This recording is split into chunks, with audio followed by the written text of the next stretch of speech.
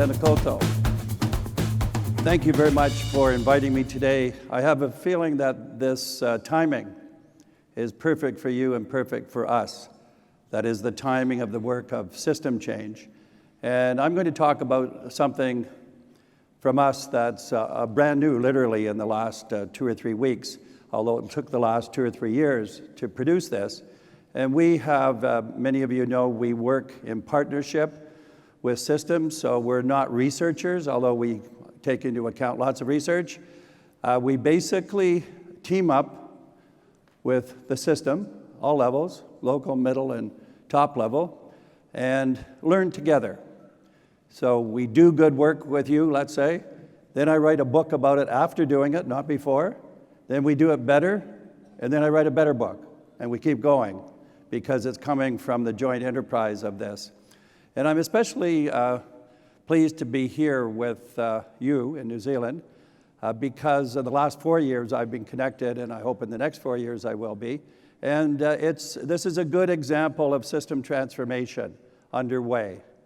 This means that there are exciting things to be done.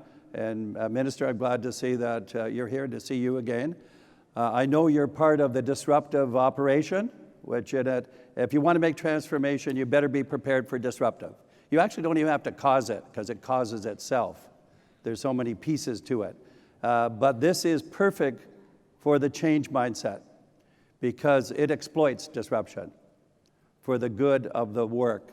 And you'll see in the work I'm going to talk about, it includes the new pedagogies for deep learning. So it includes a number of countries, and I just want to give you this picture first. You'll see that our global network has 7 countries. They're about to arrive on the globe any minute. Here we go. And these countries, our work in one sense is about system change, I said, and therefore we don't work with individual schools one at a time. We work with clusters of schools. We work with the whole systems. And we have the last dozen years working that way in Ontario, in Canada. We have big work in California, the only state in the US actually that has its act together in terms of education, probably other things as well. A big state, 1,000 districts, and our team is there all the time.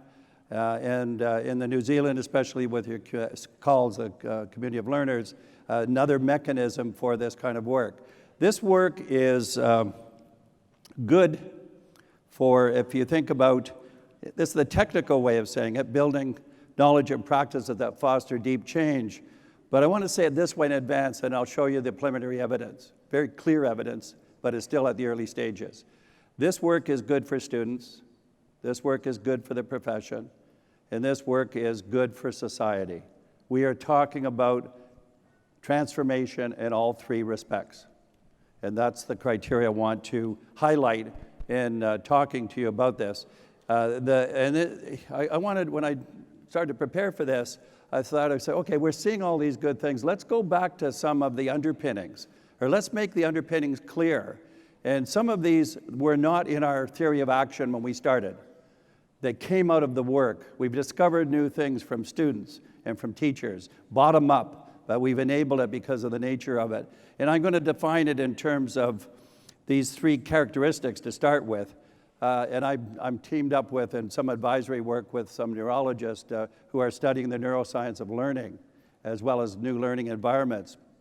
And so I asked them the other day, the one person I work with in particular, I said, are humans innately wired to connect? Yes or no?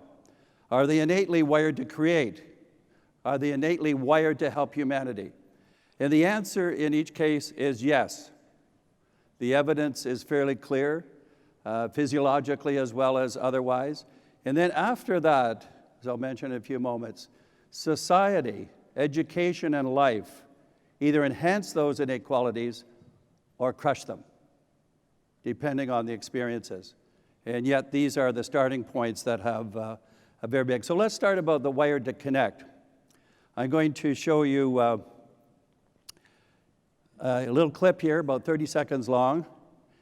It's a baby. Baby's name is Xavier. The baby is 10 minutes old. That baby doesn't qualify.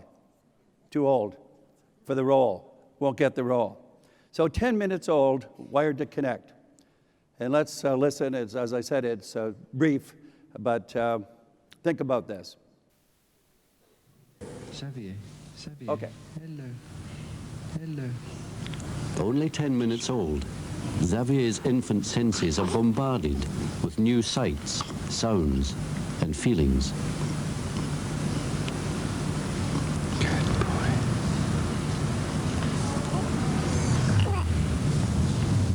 He watches his father pull faces, and then slowly responds. This isn't conscious mimicry.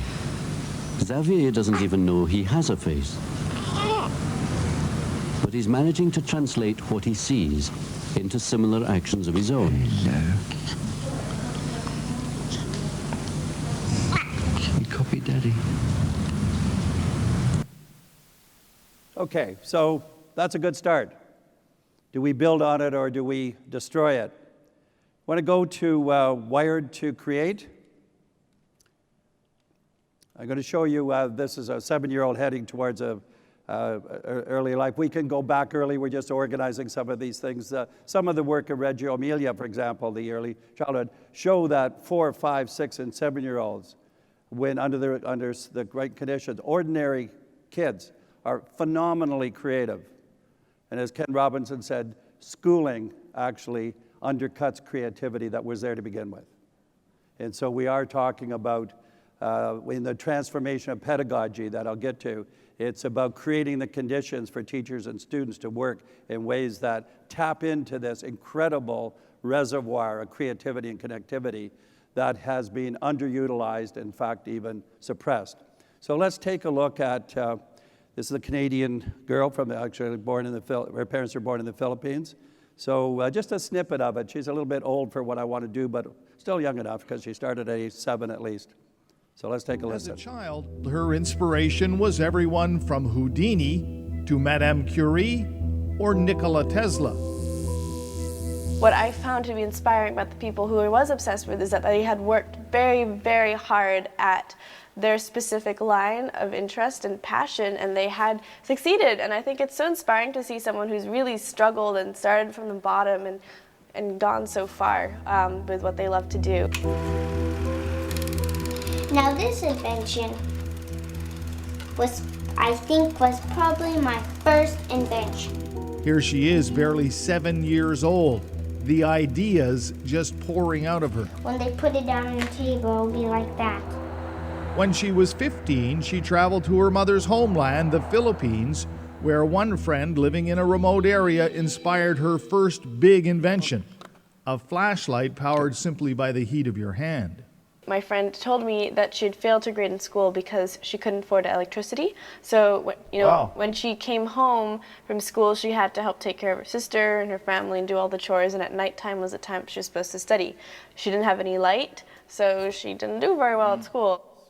After a half a dozen prototypes, it's now in the final stages of commercial production. Okay, so she produced a handheld flashlight that energy came from the warmth of the hand, didn't require electric connection. So there's tons of creativity, again, that we have failed to tap into. And I want to combine the three of these because I want to go to our inclination to help. This, again, is a short, simple example, but the question is, are we inclined to help others? And does it start very early? So take a look, again, short clip. Oh.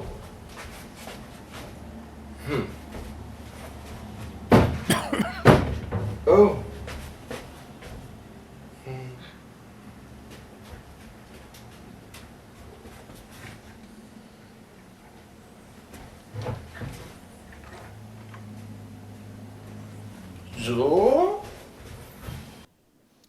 So notice the complete lack of judgment on the part of the little boy. Complete lack of judgment. It wasn't like, what do you think you're doing? Just here, take a look. This is the way to do it.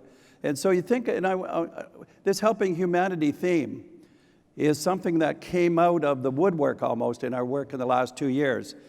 And it comes from, I think there are different ways of putting it, But if you take the millennial age, those born from 1982 onward, they have, time and again we see it, they don't like to go into organizations that are not going to do good things or are rigidly organized, etc. So they rebel against that. But they gravitate towards doing good.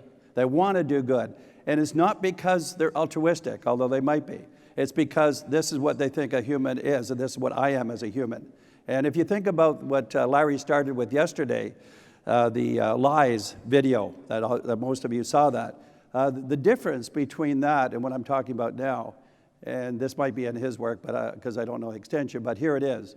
Not only do students, like we saw yesterday, think and identify the lies, the very next breath they say, what do we do about it?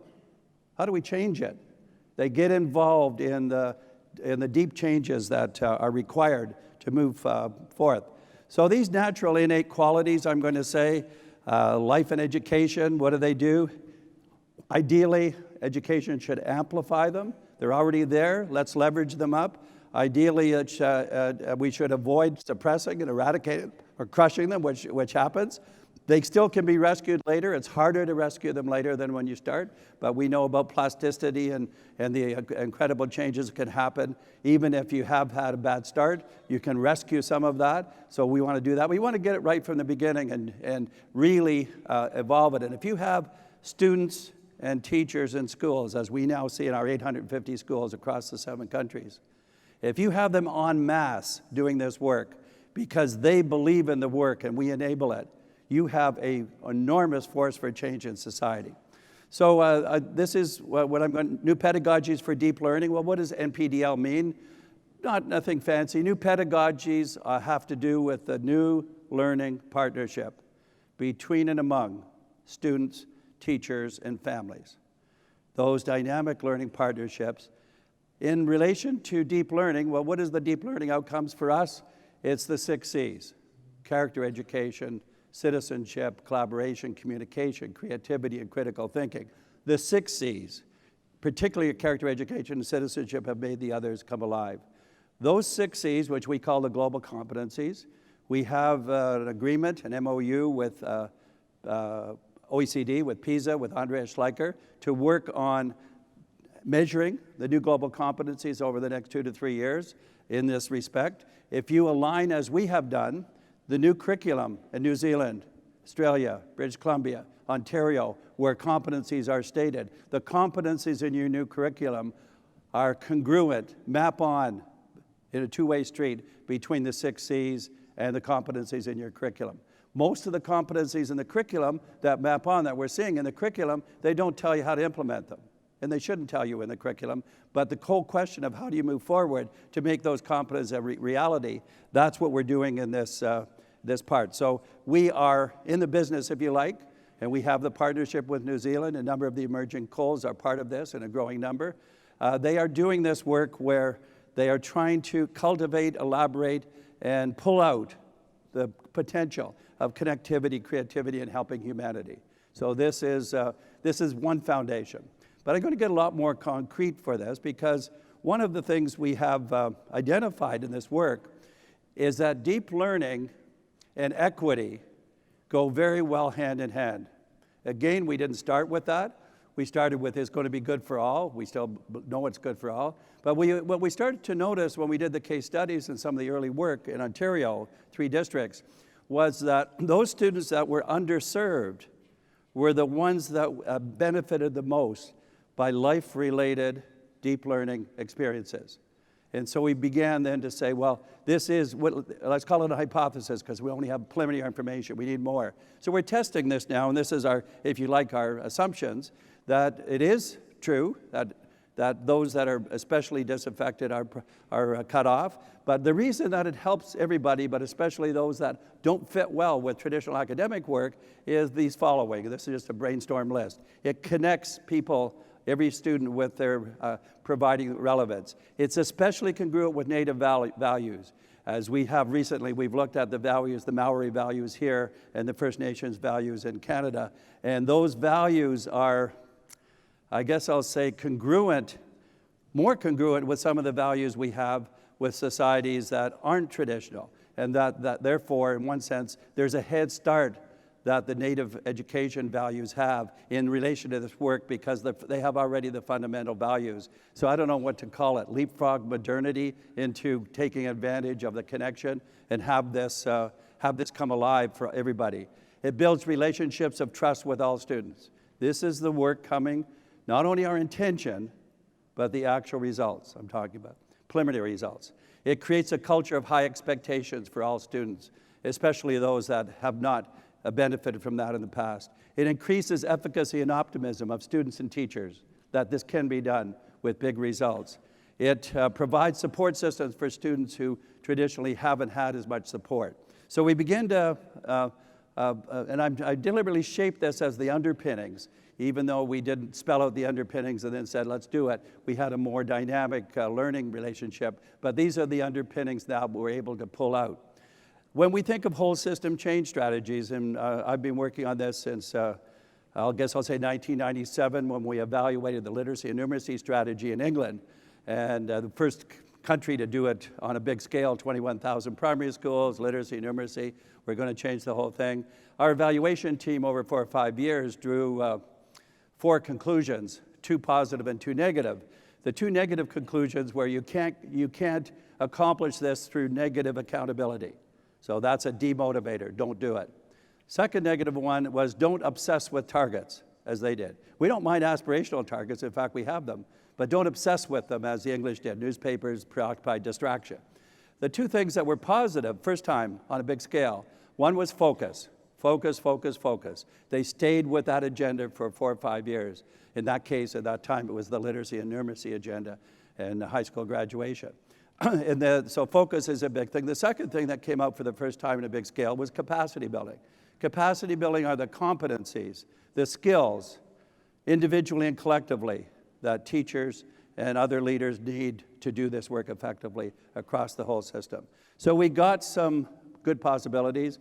In 2002, 2003, when the new government came into Canada, in Ontario at least, where education is decentralized to the provinces, the Premier Dalton McGuinty hired me as his chief advisor on the heels of the English experience and said, let's do in Ontario what the English should have done, or what we should do in Ontario to make this work. So we did then start explicitly and have learned a lot and then connected with other countries in doing that. But I just want to, in a macro sense, as we're working on a paper to spell this out. But when you think of whole system change strategies, the question is, what are the best strategies to cause change in the whole system towards greater efficacy for the whole system?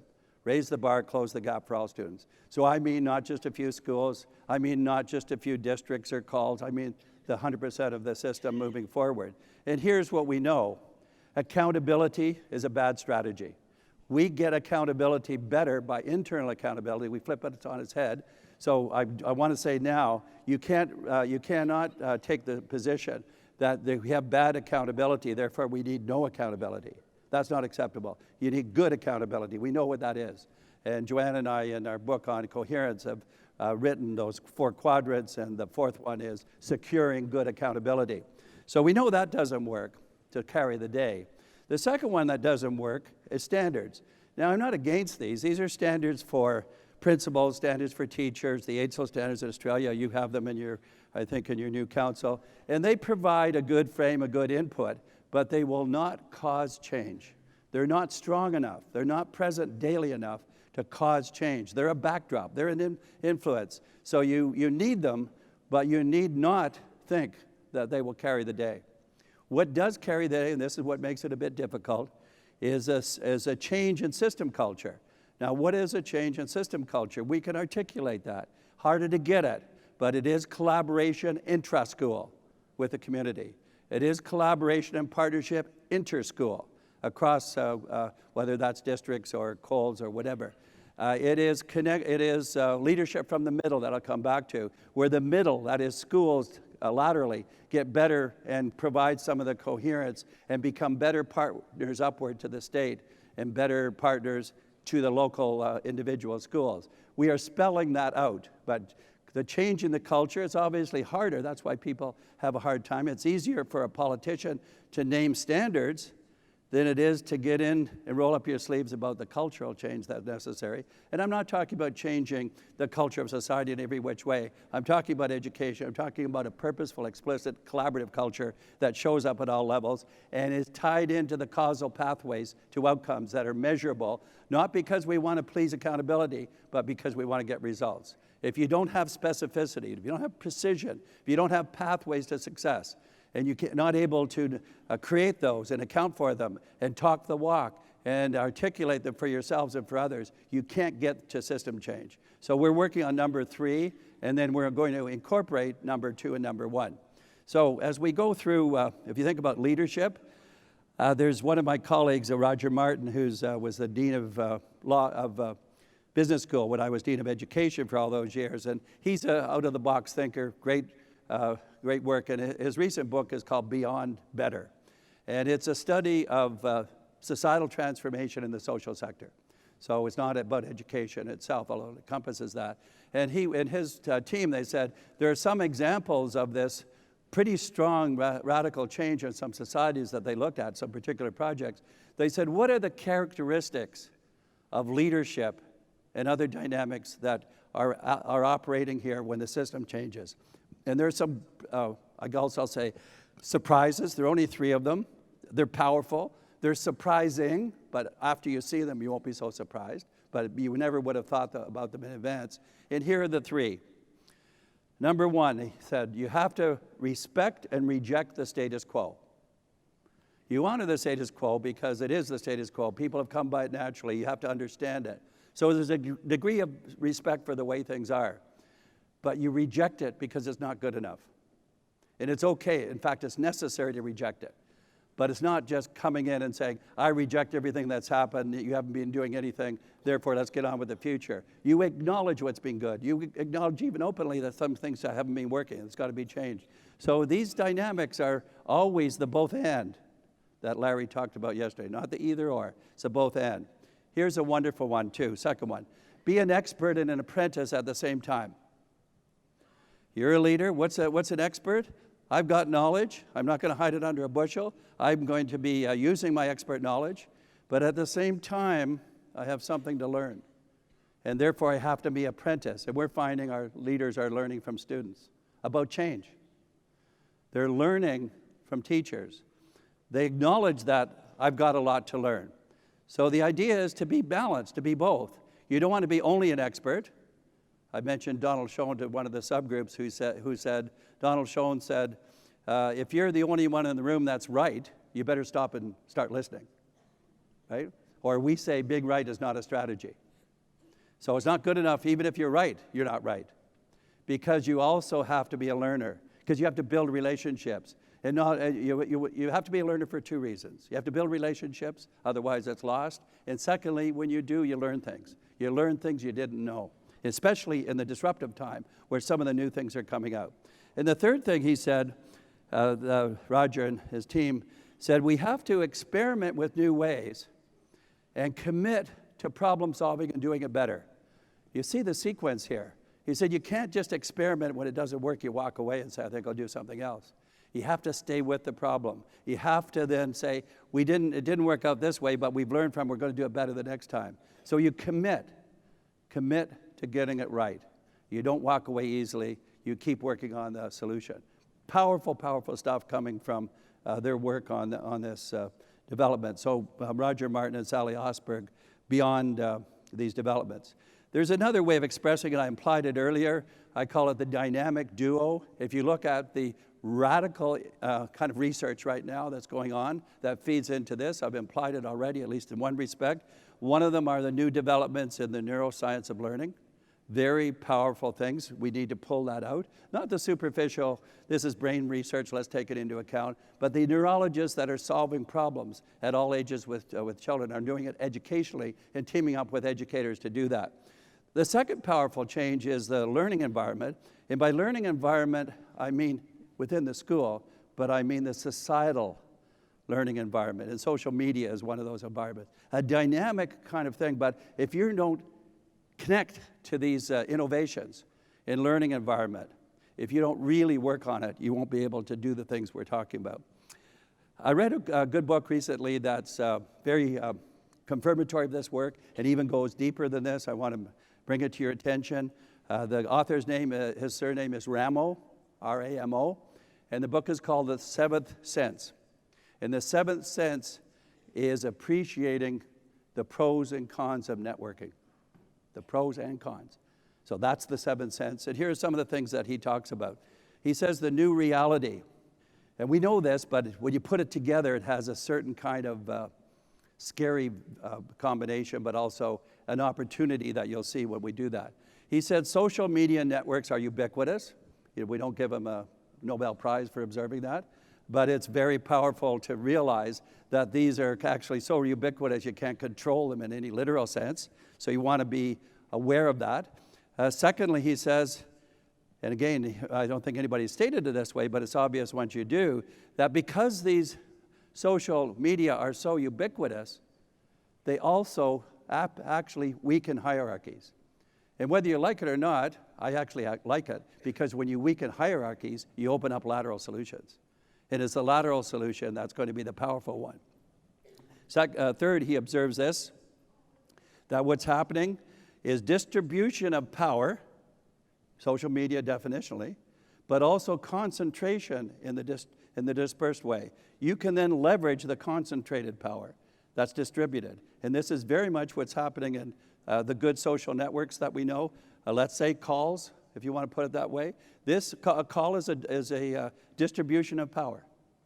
And then if a call was working well, it's the concentration of new power within the call. And then what can we learn from those, the better versions of it? This is how dynamic you have to be. This is how open to the multiple ways. And one of the ways we expressed it in one of the papers we did on deep learning was you have to focus direction in the right way, and then you have to let go.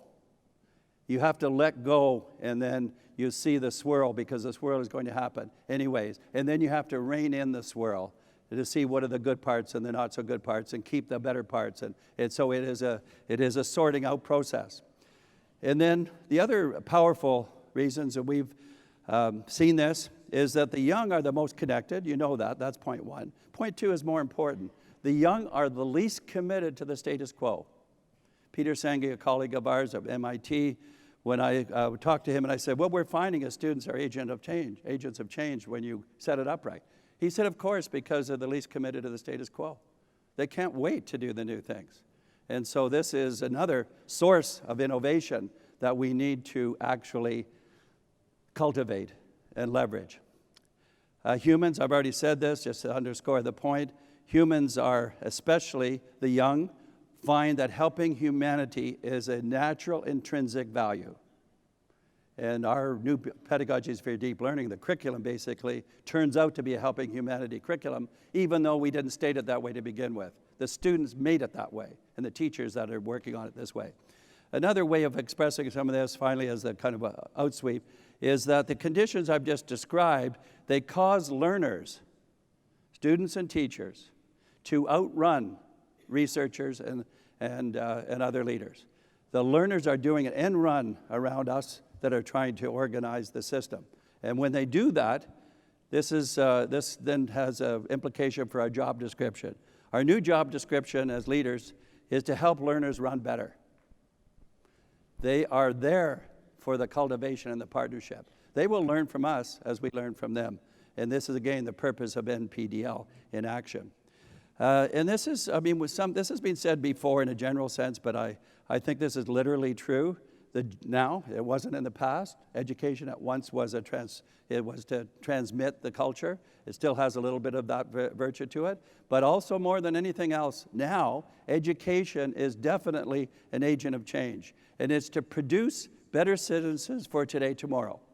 We think of it this way. We think of the 10-year-old in a deep learning enterprise as actually demonstrating citizenship today in a really sophisticated way that then will produce en masse better citizens. And I want to even say it this way, a little bit exaggerated. In the future, the immediate future, we don't need better leaders, we need better citizens. Because the citizens will have the leadership embedded in it. So every time you try to have a leader as a solution, you limit it because leaders can never control in a way that we want them to. Of course, I want good leaders, and we'll talk about that in Leadership from the Middle. So what the implication of this is that this is the array of change agentry, I guess I'll say, that it shows up in our work at all of these levels, and that this is the potential we're talking about. This is the way in which we have to appreciate the whole picture. One of our colleagues, associate professor at Harvard, a sociologist whose name is Jal Mehta, has been doing research on deep learning around the US in particular. And he has, and his colleagues have studied deep learning in secondary schools. And basically their report said there's hardly any of it around that really is deep learning, except for a few examples from individual schools. And again, Larry talked about those yesterday, changing the subject, that kind of work. So we do see those, but those are definitely minuscule compared to the overall part. So he said this isn't happening very much, despite the fact that a lot of people are saying it's supposed to be happening. So he wrote a little paper, it's a blog really, and I love it because the paper is called 10 Ways to Die with Deep Learning. And these are his observations that we'll see. I've retitled the top of it here, the 10 Ways to Die. I've called the system icebergs.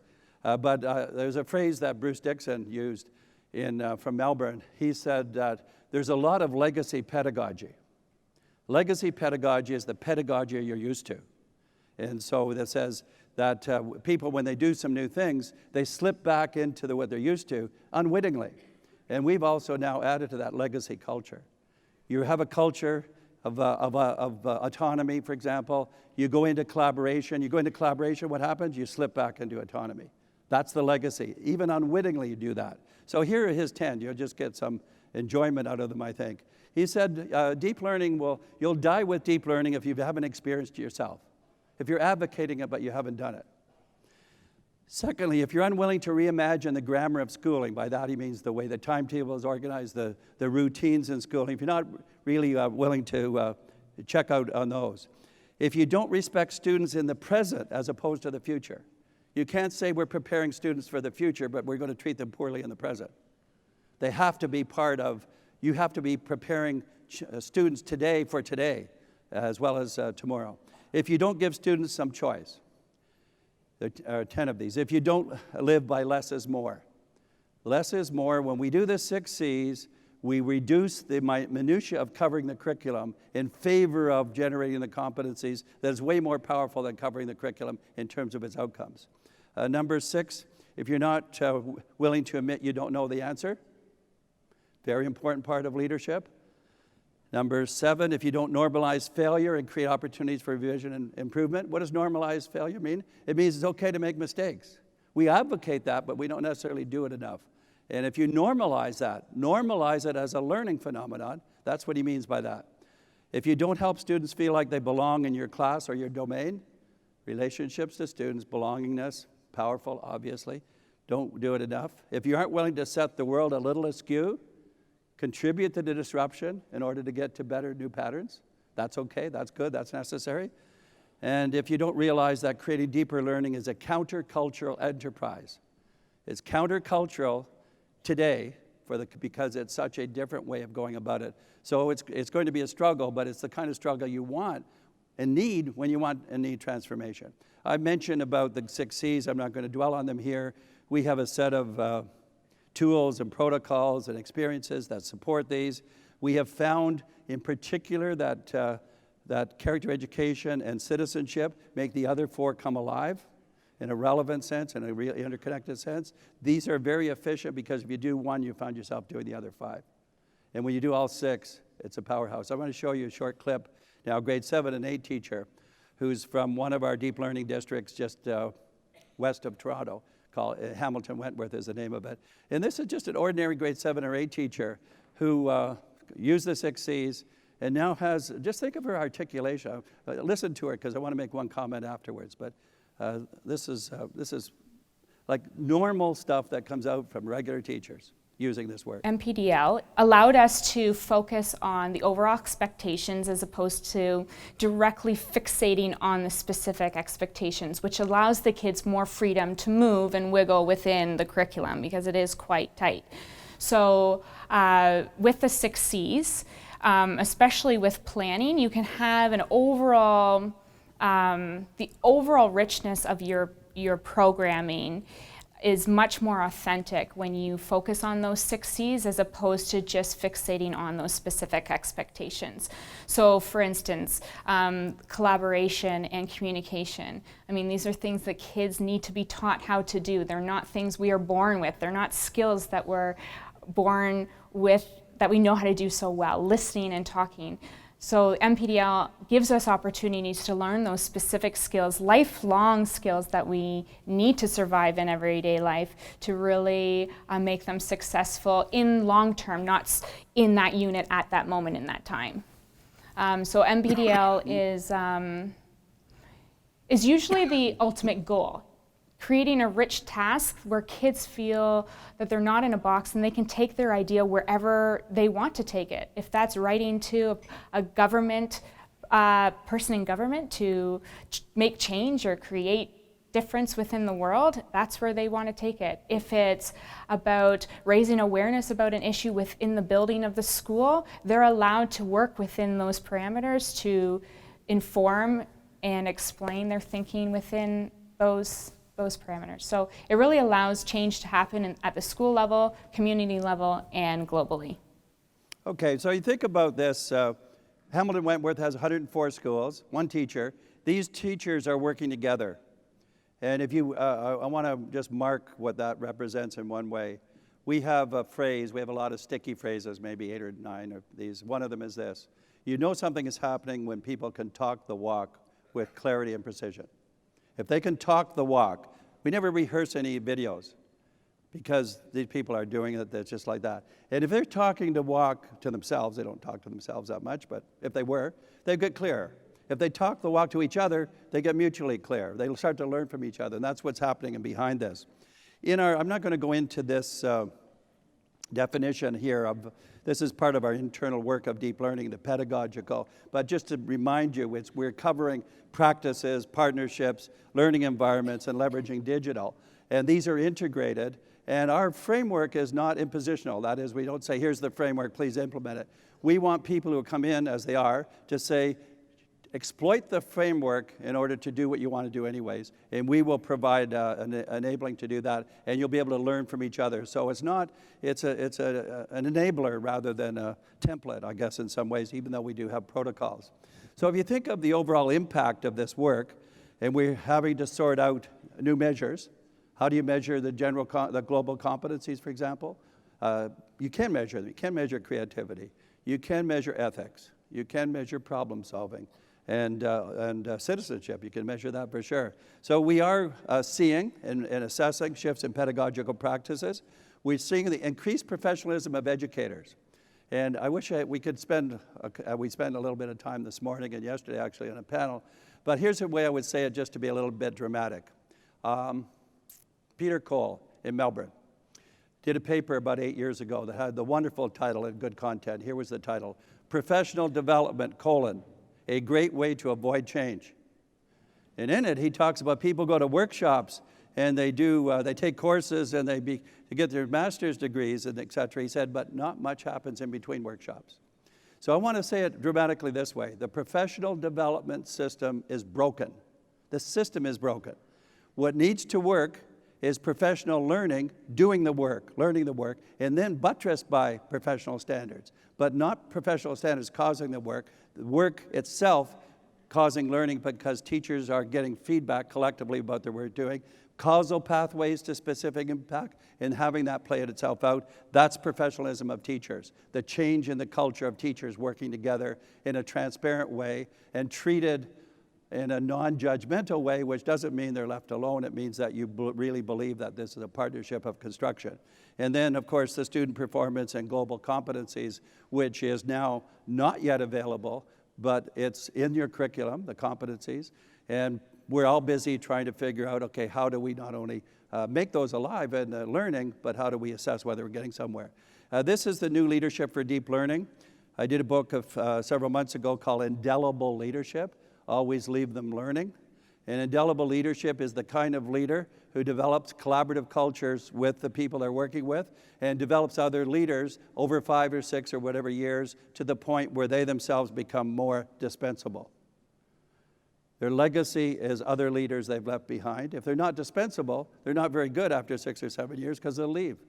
And if they're too indispensable, they'll fall apart. So this is the lead learner, cycles of trying things and making meaning. These are all things that we pulled out as to how this works. It's a very democratic learning, but because it's explicit and transparent and specific and precise, it really has, it ends up being helping to crystallize, articulate, and identify the outcomes and the impact. So you see these possibilities coming into this. We did 3 case studies of districts last year. One of them was Hamilton, Ontario, NPDL districts. They each had about 80 to 102 schools, 104 schools. We're now continuing to do some more case studies. And we identified 8 lessons. And I just want to show them to you. This cross-case analysis is what it's from. It's published on our website, www.npdl.global, so .global. It'll be published next week. You can get and read the paper. But here are the lessons. And I just want to mention one thing. When we did the case studies, our researchers, myself, before the lessons, we sent the case studies back to the 3 districts. And I said to the leaders, take a look at your own case study, but at the other 2 as well, and tell me on 1 page what you think the major lessons are. From a researcher's point of view, this is incredible plagiarism, because they're telling me what the lessons are, 3 sets of leaders. I look at those lessons. These are great insights. All I have to do is add a couple of my own insights, massage these, and pull them out. So these are coming from them as much as from me. But what they found is once they opened the key to this, remember these are big districts, 80 schools to 104. They said scores of educators are ready for change. All we had to do initially is to make it possible to liberate them. A culture of learning is foundational, vertical, horizontal. Practice embedded collaborative inquiry is the cornerstone of deep professional learning because teachers get better on the job. This is the non-broken professional development system. This is the professional learning system in the culture of the workplace. New leadership and ongoing support and challenge are essential. New leadership enables the collaboration, but it also pushes the challenges. And if you have a good relationship, you can get away with pushing the challenges as they need to. And that the last 4 of these, students are radical agents of change. This was a surprise to us, incredibly great surprise. They really are phenomenal agents of change. Pedagogy is the driver, technology is the accelerator. We know that. And somebody tweeted, when I first said this, somebody tweeted and said, yes, and culture is the runway. So, because you need good culture for these 2 things to survive. The professional culture we talked about. Deep learning incorporates parents, families, and communities. We, in our, at least speaking for myself, in our original work, it was focusing on professionalism, didn't take into account adequately the parents and communities.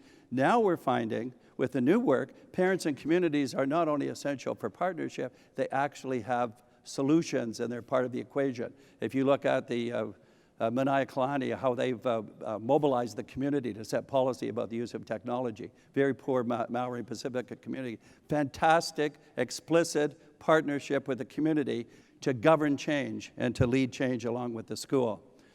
System change is bubbling up within large districts and beyond in our case.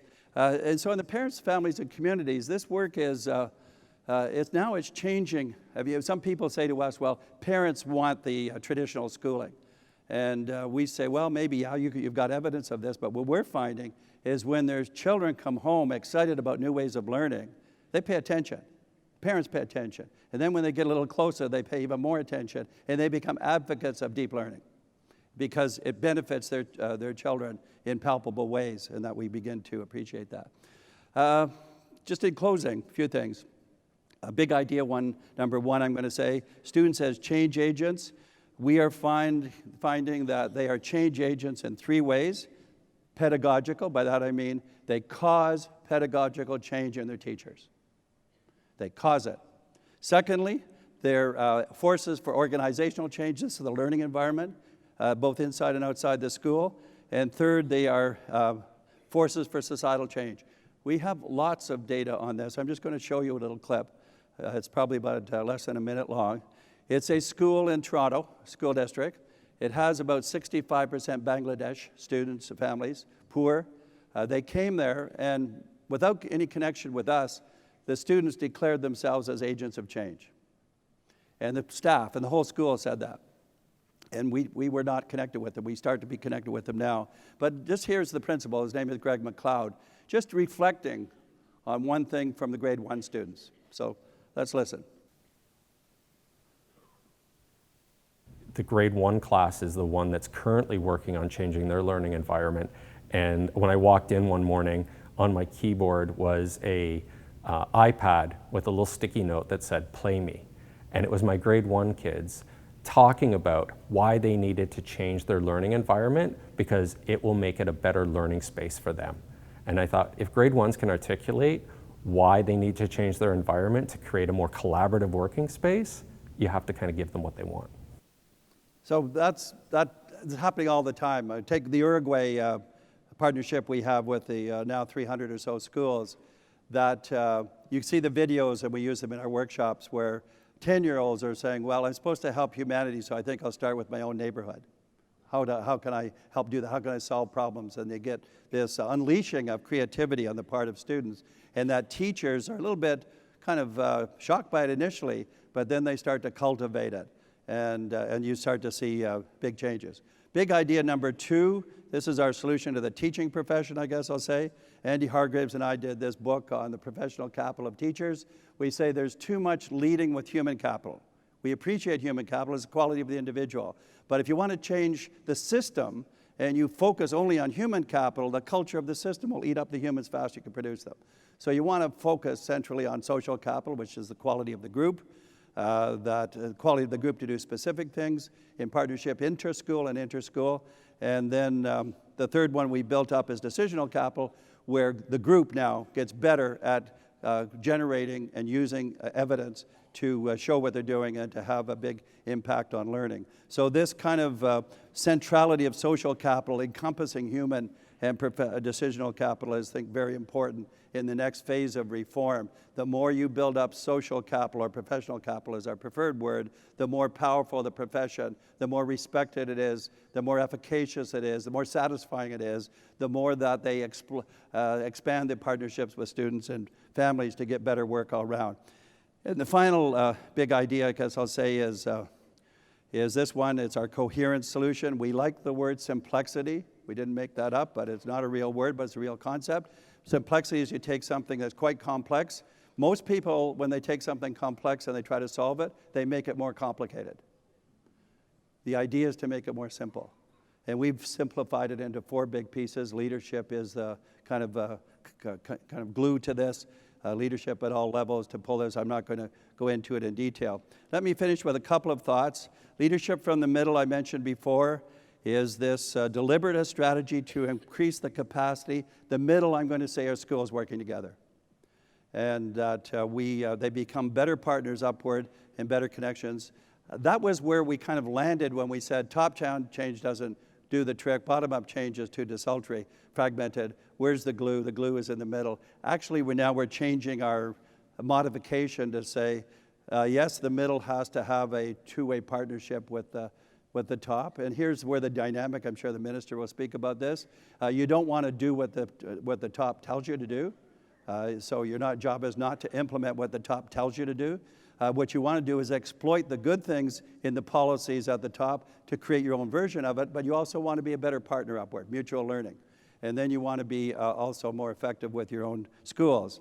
But you add to this people at all levels below. What we're now seeing is that deep learning is unleashing the bottom. I don't like to use the terms bottom, top, and middle, but it's convenient. So deep learning is unleashing the bottom, which are students and families and teachers. And the bottom forces are coming up to connect with the middle. And this is what's going to transform policy and transform the system, is taking advantage of that flow upward and enabling it. And feeding the system is a matter of mobilizing these new mindsets. I also put in a slide just a couple of days ago. I'm not sure it's what I want to end up with, but I said leadership from the top. What should it look like? This is the minister et al., and she can speak for herself, obviously, as I've heard her do before. Leadership from the top. This is some of the things I think the top has to do. They have to have a consultative vision. And I includes this a certain amount of pushiness. We want push from the center, provided there are good ingredients. Constructive accountability, which we called how do you secure accountability. They have to frame resources. Liberate and cultivate the middle and the bottom. Constant and committing messaging, and including the assistance on what I call internal accountability. So it's a dynamic level, but when you start to put this together, leadership from everywhere basically, and unleashes the bottom-up learning. Connected systems create surprise. This is Rambo's comment, I love it. Connected systems create and surprise many because so many pieces and ideas are running together. It's so rich with ideas that it's bound to lead to possibilities. And finally, deep learners both help generate new ideas and help retain better ones.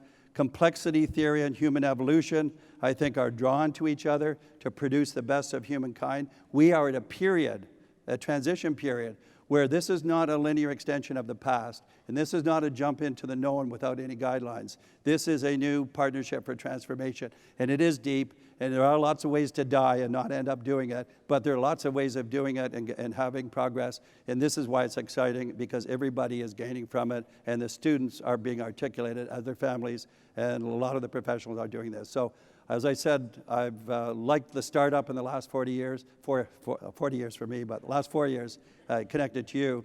But especially, I look forward now to the next 4 years where something big can happen. And I'm talking system-wide, not small scale, but system-wide. New Zealand is in a great position to do it. I think Ontario is as well. We can learn together, and I'm glad to be part of it. Thank you very much.